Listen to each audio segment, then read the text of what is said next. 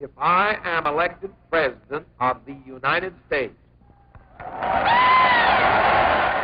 with confidence in our armed forces, with the unbounding determination of our people, we will gain the inevitable triumph, so help us God. And from this room, NBC sent you its reports, hour by hour, and sometimes even minute by minute, on the greatest news story of all time, the Second World War. It followed the news wherever it went and sent back eyewitness accounts of the tide of global battle, sent back the actual sound made by a world coming apart at the seams.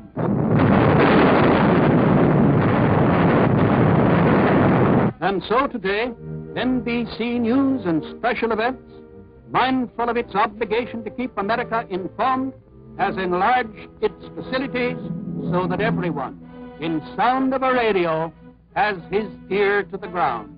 It is not intended to suspend the decision of the Security Council by an understanding that these answers have to be in before we act. If you looked closely enough behind your radio dial, you would inevitably find people. At NBC, important people. In the mailroom, for instance, the clerks who handle the thousands of letters you write into us every day. More letters than are received in many a good-sized post office. And the people in the information department who see to it that every letter is answered. For modern network radio is more than just a man with a microphone. It is 1,000 men and women performing tasks without which your receiver would be just a silent piece of furniture. Yes, radio is people. Everyone from the man who tells you who's in Studio 8H to the men who make a living slamming doors and breaking dishes.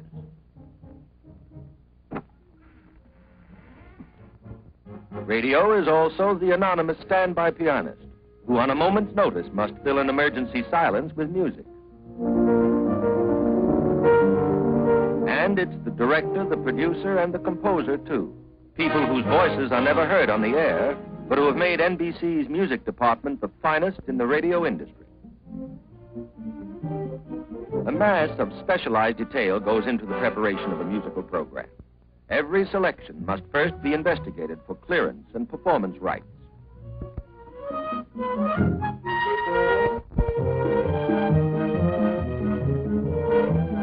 When the numbers have been cleared for broadcast, some are turned over to the composing staff and special arrangements are prepared.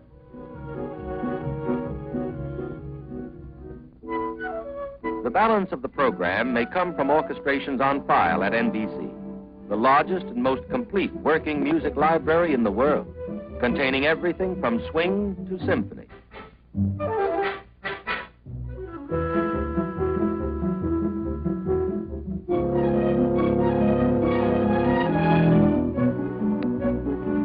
Rehearsal for the Fred Waring Show, and the talent of the singer is deftly woven into the pattern of the program. It takes many hours of patient practice to tailor the artistic and technical quality of every note transmitted to your loudspeaker.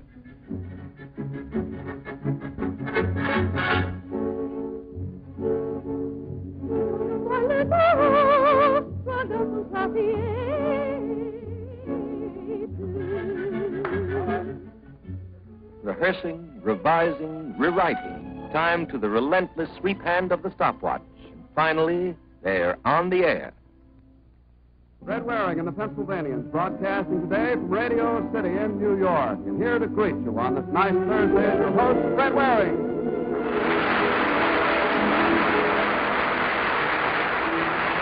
Hello, everybody, and thanks for coming.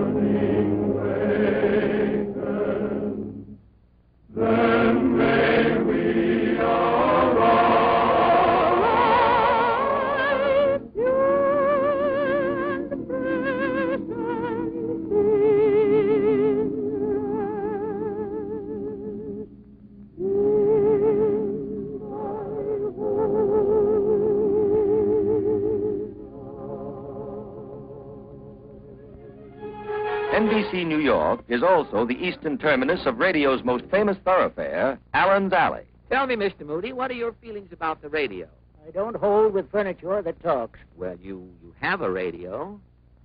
I had one in the hen house. Yeah? One day, all the hen's nest would be empty. Uh-huh. Next day, every nest would have 2 eggs into it. You mean? The hens was listening to Double or Nothing. Yeah. Co-capital of world entertainment is NBC's western radio city in Hollywood. The names they write in autograph books outside NBC Hollywood are those of the greatest stars in radio and the most in demand for advertising sponsorship. Gotta hurry and pack. We'll travel light. It's the thing to do these days. Where are the suitcases? Right here in the hall of process. The money that advertisers spend to sponsor these shows pays for other programs, too. Non-commercial broadcasts in the public service account for more than 40% of NBC's scheduled time. The network makes free time available for roundtable discussions and farm and home programs. It provides regular facilities, free and impartially, to the 3 major faiths. And it divides the air fairly and without cost, so that the voices of labor, management, and agriculture can all be heard. But neither network nor sponsors ultimately decide what you shall hear. To determine the most popular types of radio entertainment, NBC engages in constant research by telephone. Hello? This is the Program Rating Service. We are conducting a survey of radio listening. Were you listening to your radio just now? To what program were you listening, please? By careful attendance to the wishes expressed in letters sent in by listeners all over the world. By carefully worked out scientific tests. Ladies and gentlemen, we have invited you here to participate in testing a proposed radio program. We want you to register your approval or disapproval at various points in the program on those reaction sheets that you hold. As the light flashes on the screen, please let us know how you feel about the program by checking either good or fair or poor alongside the corresponding number on your reaction sheet. And by direct contact. A kind of a program you'd recommend for your child or your grandchildren. Amusing? Amusing. Interesting for the children. Entertaining for them. I think that was very nice for children, but I don't believe that a great many grown-ups would care to listen to it. How did you feel? You've heard these older folks say it's a good program for youngsters. How do you feel being a youngster? Well, it was boring at first, but then it got a little interesting as it went on in history. All right, you feel perhaps the program Childish. is a little childish. That's right. NBC's obligation to its listeners is founded on its basic respect for the American home. All material for the microphone is examined in the light of a zealously guarded code. The ordinary standards of good taste and public conscience incorporated into the network's program policy. For NBC knows that vigilance is the price that radio must pay for its stewardship of the air. It knows that responsibility is the first obligation of freedom.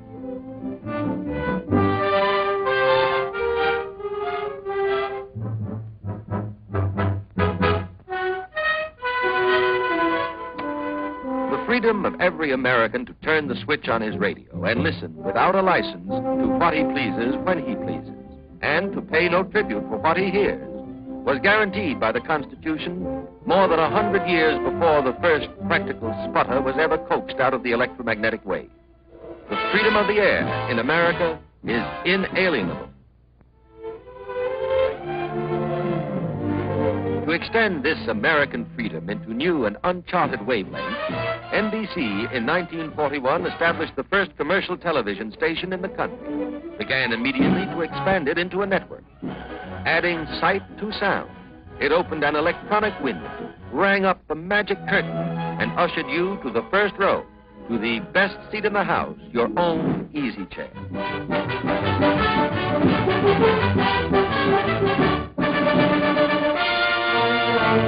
The more than 2 decades of NBC radio have been dedicated to the spirit of public service. Now, in bringing television, network television, out of the laboratory and into your living room, NBC rededicates itself in this same spirit to provide the greatest medium of mass information and mass entertainment in the world.